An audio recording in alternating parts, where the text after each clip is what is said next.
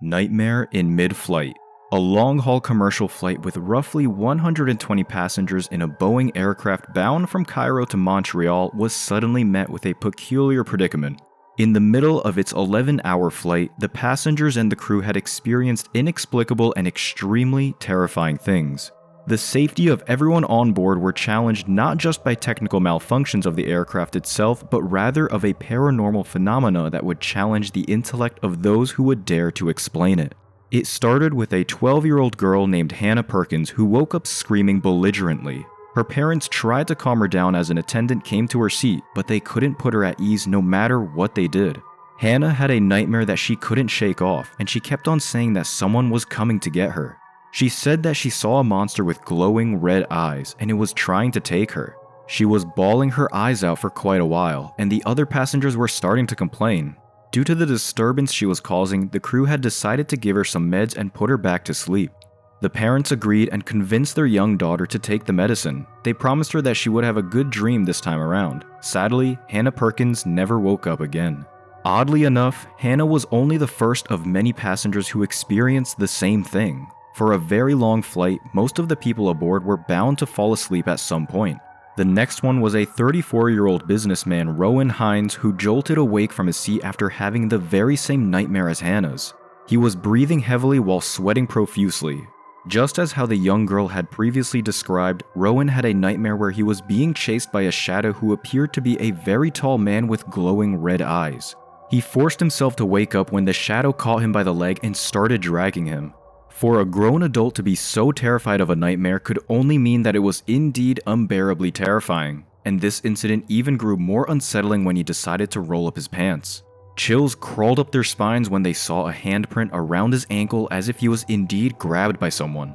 As they were trying to figure out what happened to him, the situation inside the plane began to escalate. A number of passengers started blaring in fear one after the other. All of them took a nap during the flight until they woke up screaming. They were all having panic attacks, and some of them even fell on the floor while desperately gasping for air. 11 individuals were extremely shaken by a nightmare which they described as otherworldly yet felt too real. Statements were taken from each individual separately, but all of them were describing exactly the same scene inside of their dreams. In this bizarre nightmare, they found themselves in a gray desert where it was raining ashes. The ground was so dry and dense, and their feet were sinking in every step they made. The air was so thin that it was hard to breathe. Because of all the ashes pouring around this dreary terrain, it was difficult to see anything.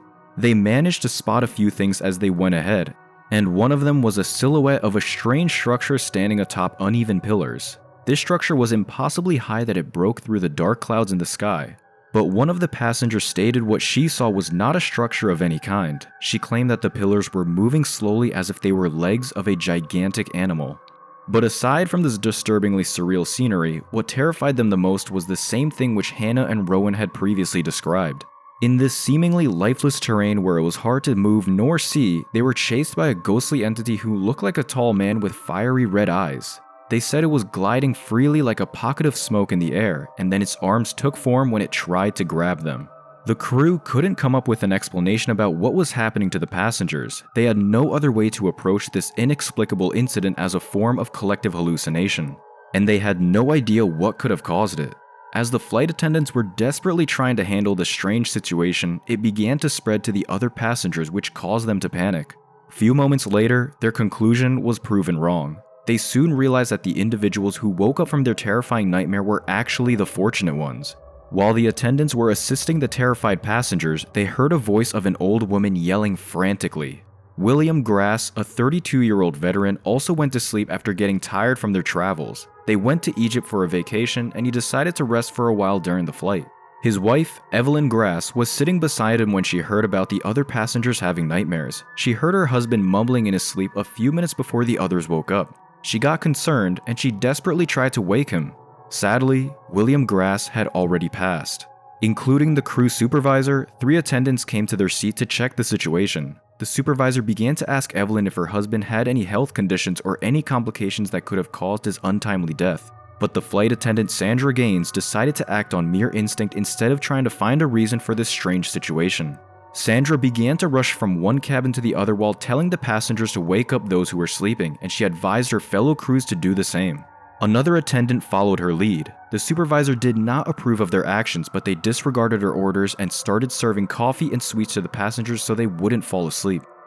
Due to Sandra's hasty response, they were able to wake 19 passengers who claimed that they were also having the same nightmare. Unfortunately, they also discovered 8 more passengers, including Hannah Perkins, who died in their sleep. They reported the situation to the 3 pilots aboard, and it was then when the other end of this inexplicable phenomenon was revealed. After being informed about the situation, the pilots knew that they had to make an emergency landing. Unfortunately, they were also dealing with other issues at the moment. The commercial plane B-737 was properly equipped with 3 VHF radios and 1 HF radio, which should have been more than enough as a failsafe if ever one of them suddenly malfunctioned. However, all the radios just stopped transmitting and detecting any signals. Aside from the fact that they were hours away from the closest port, it would be dangerous to blindly make redirections without any verification from the land. The faulty communication devices was not the only problem they were having. The weather radar was also detecting a thick storm cloud up ahead which should have been visible from the flight deck windshield, and yet the skies they were seeing were clear. The pilots were handling the situation fairly well despite of these technical difficulties, but things went south very quickly a few moments later. The 4 flight attendants on deck were already dealing with more than they could possibly handle. People were crying for the deaths of their loved ones, while those who managed to wake up were traumatized from their nightmares. The rest of the passengers were panicking, and they were frightened even further when they looked out their windows. All of a sudden, the skies turned gray. For some unknown reason, the plane was engulfed by a heavy ashfall. It was bright and clear just a second ago, and there was no volcanic eruption anywhere. It did not make any sense at all. Meanwhile, in the cockpit, the location and altitude directors also began to malfunction. They couldn't tell where they were, and they didn't know how high they were from the ground. The unprecedented ashfall had dampened the pilots' vision. At that point, they were practically flying blindly. Sandra also looked through the window, and she was quite perplexed when she saw a vast desert below them which should have been nothing but the seas. Aside from the fact that the plane had clearly dropped altitude, they were flying over a wrong location. The passengers were completely flabbergasted by what was happening, but those who just woke up were frightened beyond belief.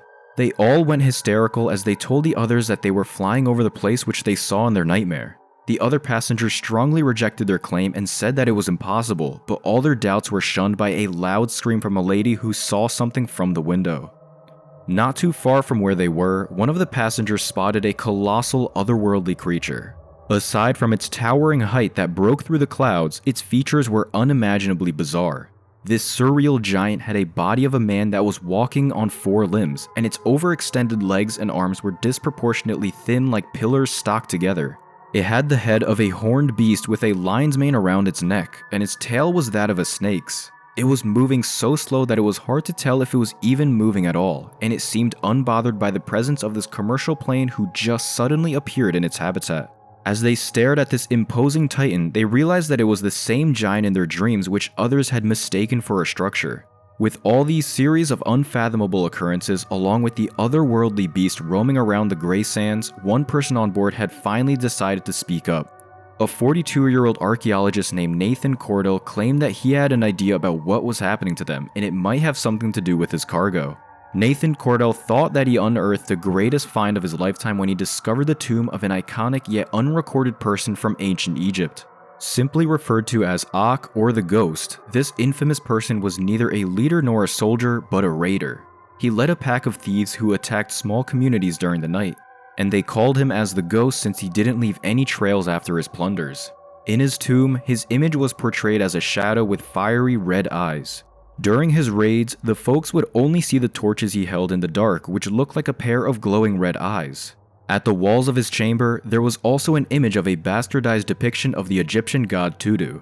Popularly known as the Sphinx, this god who had the body of a lion and a head of a human was also recognized as the god of dreams. The followers of Akh swapped the features of the Sphinx and used it as an emblem of the tomb. As an opposing character to the god of dreams, which the commoners worshipped, they referred to their leader as the god of nightmares.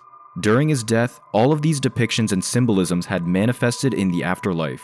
Unaware of the consequences, the archaeologists took some samples from Akh's remains in order to study it. When the attendants heard his explanation, they immediately informed the pilots and devised a course of action.